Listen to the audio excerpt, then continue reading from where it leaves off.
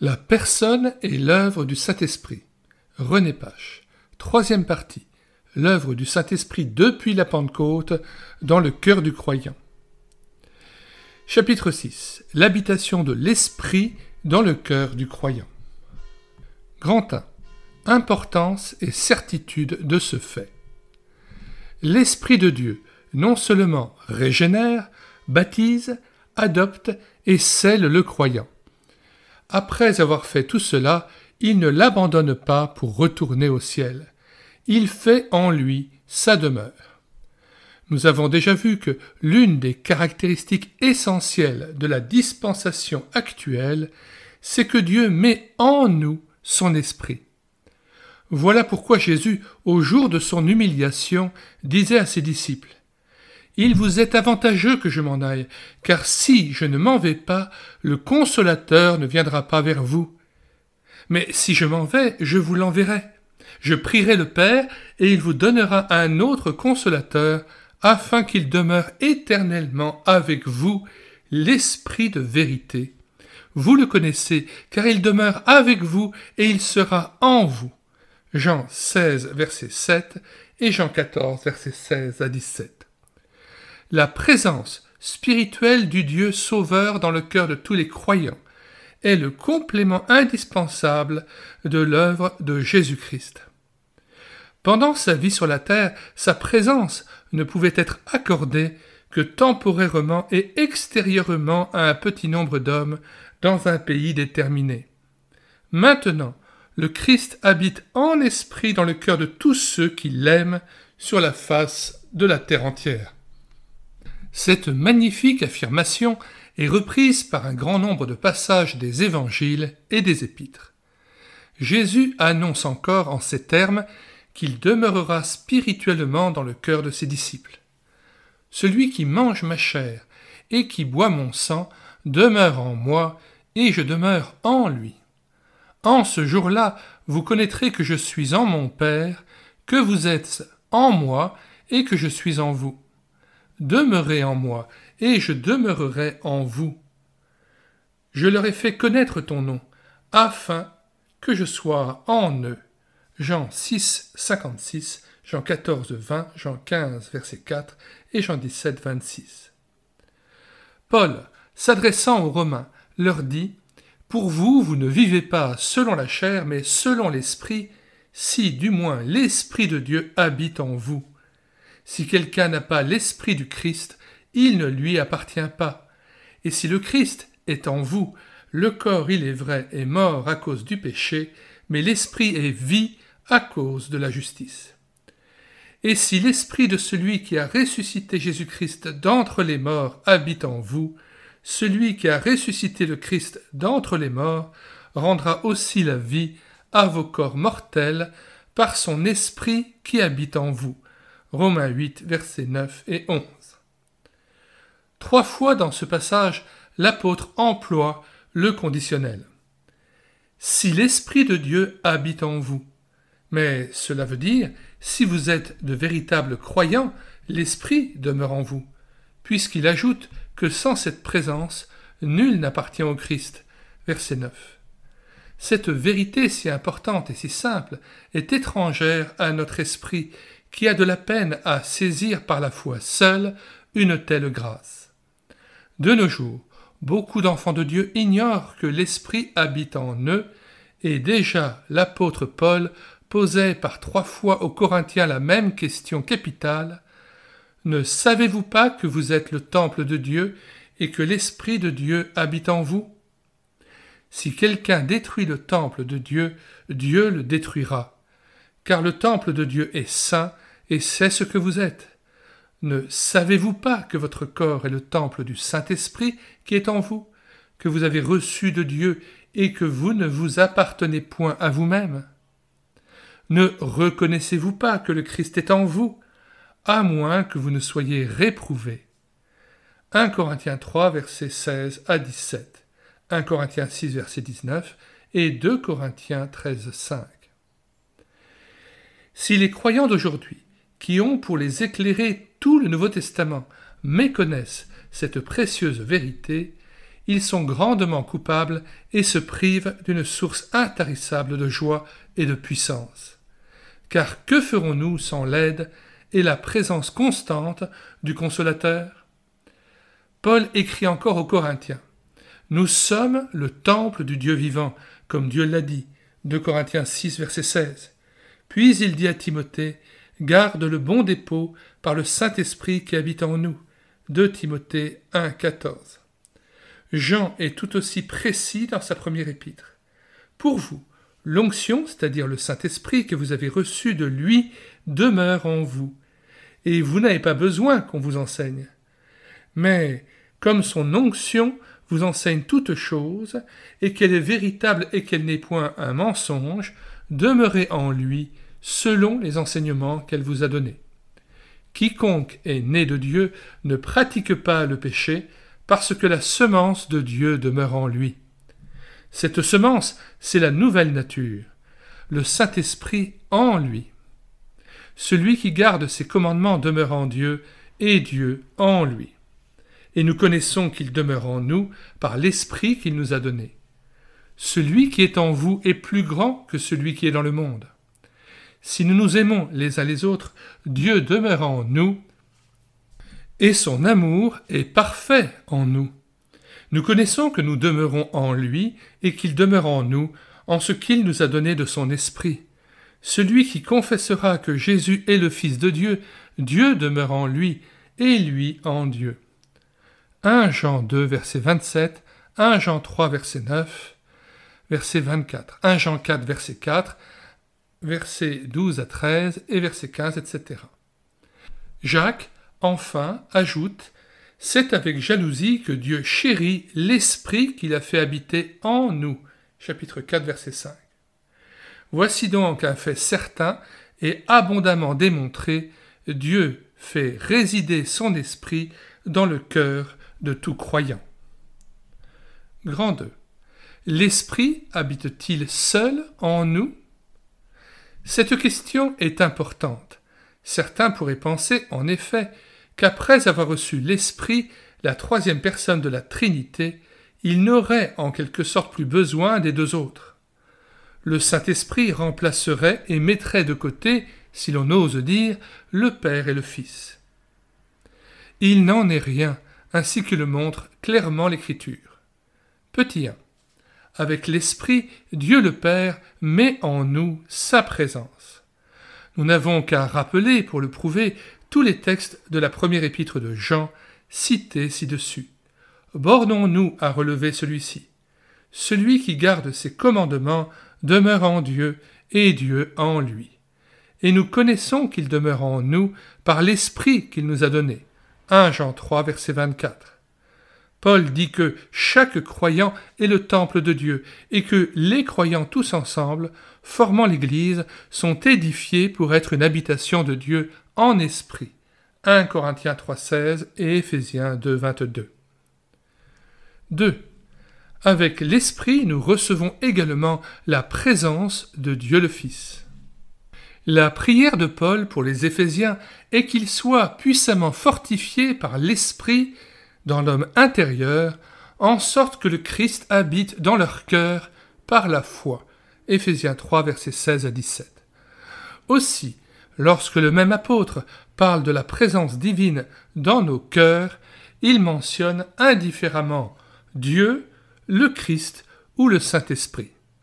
Il s'écrit « Ce n'est plus moi qui vis, c'est le Christ qui vit en moi » Galates 2, verset 20.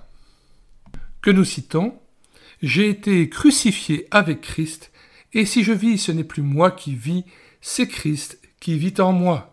Si je vis maintenant dans la chair, je vis dans la foi au Fils de Dieu, qui m'a aimé et qui s'est livré lui-même pour moi. Je ne rejette pas la grâce de Dieu, car si la justice s'obtient par la loi, Christ est donc mort en vain. » Retour au texte. Paul résume la vie spirituelle en ces mots. Le Christ en vous, l'espérance de la gloire. Colossiens 1, 27. Enfin, le Christ lui-même déclare « Si quelqu'un m'aime, il gardera ma parole, et mon Père l'aimera. » Nous, c'est-à-dire le Père et le Fils, viendrons à lui et nous ferons notre demeure chez lui. Jean 14, 23. Ainsi, avec l'Esprit, c'est la glorieuse Trinité, toute la personne divine qui vient habiter en nous. Quel privilège inconcevable! Les mots nous manquent pour exprimer notre reconnaissance et notre admiration devant la grandeur du salut de Dieu. Pourtant, si nous y réfléchissions, nous ne devrions pas être surpris du fait que l'Esprit ne vient pas seul en nous. Les trois personnes de la Trinité sont une et n'agissent pas séparément. Elles ont pu paraître jusqu'à un certain point dissociées pendant l'incarnation du Fils. Et pourtant, le Père et l'Esprit étaient en lui et l'accompagnaient sans cesse. Mais, depuis sa glorification, elles ont repris leur rapport éternel et maintenant en nous, ces trois personnes habitent et poursuivent ensemble leur œuvre de parfaite rédemption. Grand 3. Combien de temps l'Esprit demeure-t-il en nous ? Beaucoup de chrétiens sont prêts à croire que l'Esprit leur avait été donné et habité dans leur cœur lors de leur conversion. Mais ils pensent qu'après certaines chutes, l'Esprit s'est retiré et les a abandonnés. Est-ce bien ce qu'enseigne l'Écriture ? Jésus dit au contraire à ses disciples : « Je prierai le Père et il vous donnera un autre consolateur, afin qu'il demeure éternellement avec vous. » Jean 14, verset 16. L'Esprit nous est donné, non pour un peu de temps, mais pour toujours. S'il nous quittait, ne fût-ce qu'un instant, nous perdrions aussitôt la vie spirituelle et retomberions dans la mort. Car notre vie, c'est le Christ, et il n'est en nous qu'avec l'Esprit. C'est dans l'Ancienne Alliance que l'Esprit pouvait être retiré. Il n'en est pas de même aujourd'hui. Un croyant sincère ne peut-il donc pas perdre le Saint-Esprit ? Nous ne le croyons pas, et pensons au contraire qu'il prouvera la sincérité de sa foi et la réalité de sa régénération en persévérant jusqu'à la fin, en se laissant châtier, ramener et sanctifier par Dieu. Voyez à ce propos ce que nous disions sur le péché contre le Saint-Esprit et les chrétiens, page 61.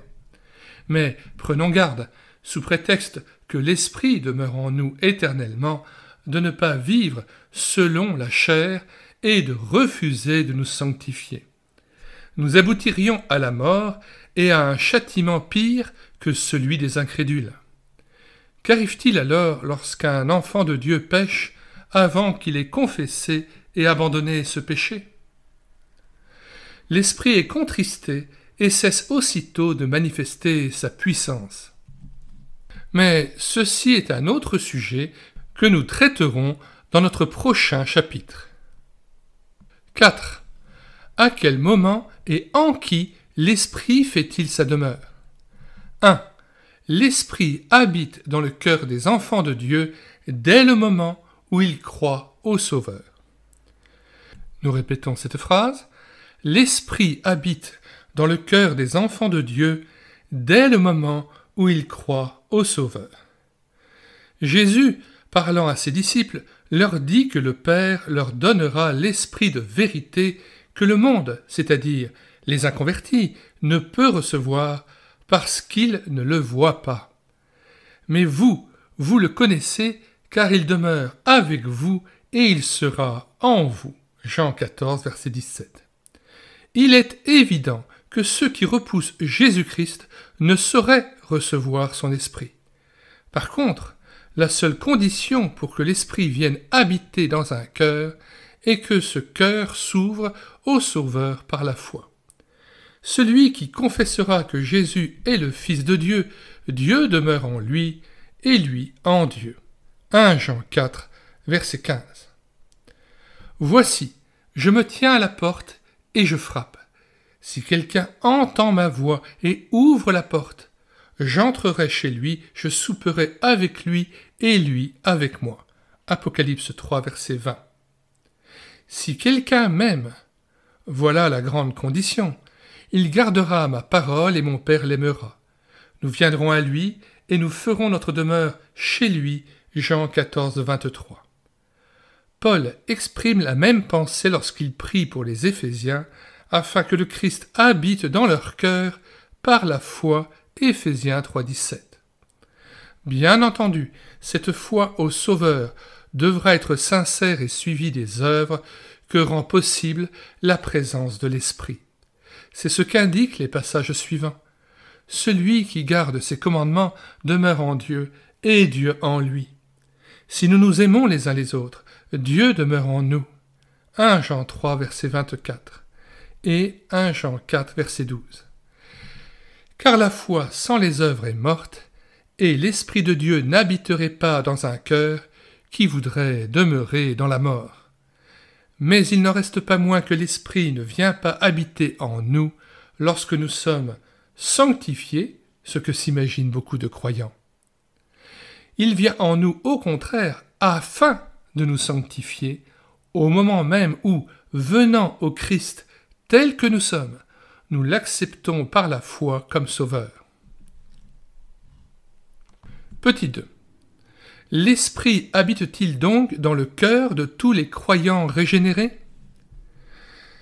Certains pensent que la présence constante de l'Esprit n'est accordée qu'aux enfants de Dieu les plus avancés, après certaines expériences postérieures à la régénération.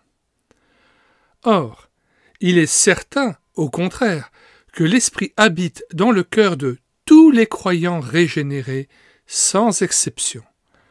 En effet, sans sa présence, nul n'appartient au Christ. Si quelqu'un n'a pas l'Esprit du Christ, il ne lui appartient pas. Le même passage ajoute « Tous ceux qui sont conduits par l'Esprit de Dieu sont fils de Dieu » Romains 8, versets 9 et 14. Paul dit encore « Parce que vous êtes fils, Dieu a envoyé dans nos cœurs l'Esprit de son Fils, lequel crie « Abba, Père » Galates 4, verset 6. Puis, parlant de l'homme nouveau que chaque croyant doit revêtir, il écrit « Il n'y a ici ni grec, ni juif, ni circoncis, ni incirconcis, ni barbare, ni scythe, ni esclave, ni libre, mais le Christ est tout et en tous. » Colossiens 3, verset 11. C'est donc bien dans le cœur de tous ses enfants que Dieu fait habiter son esprit. D'ailleurs, Jésus lui-même parle de tous les croyants sans faire aucune exception lorsqu'il déclare « L'Esprit de vérité demeure avec vous, et il sera en vous. Si quelqu'un m'aime, nous ferons notre demeure chez lui. » Jean 14, versets 17 et 23.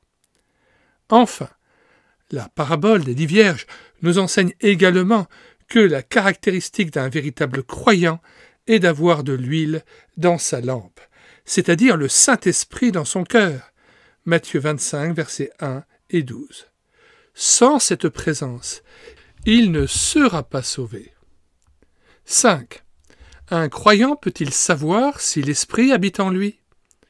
Certes, puisque les paroles de Jésus sont si formelles, le Père vous donnera l'Esprit de vérité que le monde ne peut recevoir parce qu'il ne le voit point et ne le connaît point. Mais vous le connaissez, car il demeure avec vous et il sera en vous. En ce jour-là, vous connaîtrez que je suis en mon Père, que vous êtes en moi et que je suis en vous. Jean 14, 17 et 20. Cependant, beaucoup d'enfants de Dieu ne sont pas conscients de la présence de l'Esprit, et cela pour diverses raisons. 1. Certains chrétiens ignorent souvent complètement cette grande vérité et les textes bibliques si nombreux et si clairs qui la révèlent. Or, Jésus dit « Vous connaîtrez la vérité, et la vérité vous affranchira. » Jean 8, verset 32. Il est évident qu'en négligeant la lecture et la méditation de la parole de Dieu et en méconnaissant leurs plus précieux privilèges, de tels chrétiens ne peuvent pas être affranchis ni progresser spirituellement. 2. D'autres savent que l'Esprit doit habiter dans leur cœur, mais ils cherchent à baser la certitude de sa présence sur leurs sentiments. S'ils se sentent joyeux, paisibles et forts, Ils pensent que l'Esprit est en eux. Si, au contraire, leur cœur est vide et triste, ils sont persuadés que l'Esprit n'a jamais habité en eux ou qu'il les a quittés. Or, il n'y a pas, pour notre vie spirituelle, de base plus chancelante que nos sentiments. S'appuyer sur eux, c'est chercher à marcher par la vue et non par la foi. C'est, en somme, de l'incrédulité. Jésus nous dit « Si tu crois, tu verras la gloire de Dieu ». Jean 11, verset 40. Nous voudrions faire l'inverse, et d'abord voir et sentir. Apprenons donc à croire que l'Esprit est en nous, enfants de Dieu, tout simplement parce que la Bible le dit. Puis, lorsque nous aurons cru, mais pas avant, nous verrons cet Esprit produire dans nos cœurs l'amour, la joie, la paix que nous avions en vain cherché. Galates 5, 22. Mais le fruit de l'Esprit, c'est l'amour, la joie, la paix, la patience, la bonté, la bénignité, la fidélité, la douceur, la tempérance. La loi n'est pas contre ces choses. Ceux qui sont à Jésus-Christ ont crucifié la chair avec ses passions et ses désirs. Si nous vivons par l'Esprit, marchons aussi selon l'Esprit. Ne cherchons pas une vaine gloire en nous provoquant les uns les autres, en nous portant envie les uns aux autres. La bénignité, qu'est-ce que c'est ? C'est la qualité d'une personne bienveillante et douce. Synonyme, la bonté. Retour au texte. 3. Hélas, le plus souvent, les croyants n'ont pas conscience de la présence de l'Esprit parce que des péchés non confessés interrompent leur communion avec Dieu. L'Esprit est encore en eux, mais il est contristé et empêché de manifester sa puissance d'une manière sensible. Si tel est notre cas, hâtons-nous d'avouer à Dieu nos fautes en nous plaçant sous le sang qui purifie. Aussitôt, la joie de sa présence nous sera rendue. 6. Conclusion. Demandons-nous, à la fin de ce chapitre, si l'Esprit de Dieu habite véritablement en nous. Si oui, comment serions-nous encore faibles et découragés ? La présence divine en nous, mais c'est la source d'eau vive qui désaltère parfaitement et jaillit sans jamais tarir jusque dans la vie éternelle. Jean 4, verset 14. Nous lisons ce passage, mais dans son contexte élargi à partir du verset 7. Une femme de Samarie vint puiser de l'eau. Jésus lui dit « Donne-moi à boire ». Car ses disciples étaient allés à la ville pour acheter des vivres. La femme samaritaine lui dit « Comment, toi qui es juif, me demandes-tu à boire à moi qui suis une femme samaritaine ?» Les Juifs, en effet, n'ont pas de relation avec les Samaritains. Jésus lui répondit « Si tu connaissais le don de Dieu, et qui est celui qui te dit « Donne-moi à boire », tu lui aurais toi-même demandé à boire, et il t'aurait donné de l'eau vive. « Seigneur, lui dit la femme, tu n'as rien pour puiser, et le puits est profond. D'où aurais-tu donc cette eau vive ? Es-tu plus grand que notre père Jacob, qui nous a donné ce puits, et qui en a bu lui-même, ainsi que ses fils et ses troupeaux ?»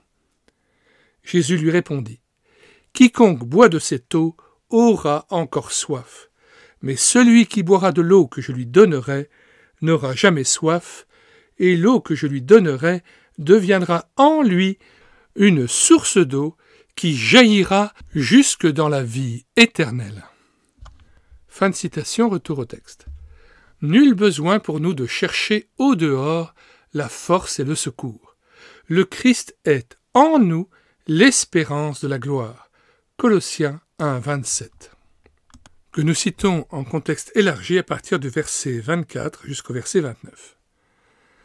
Je me réjouis maintenant dans mes souffrances pour vous, et ce qui manque aux souffrances de Christ, je l'achève en ma chair pour son corps qui est l'Église. C'est d'elle que j'ai été fait ministre, selon la charge que Dieu m'a donnée auprès de vous, afin que j'annonçasse pleinement la parole de Dieu, le mystère caché de tout temps et dans tous les âges, mais révélé maintenant à ses saints. Verset 27.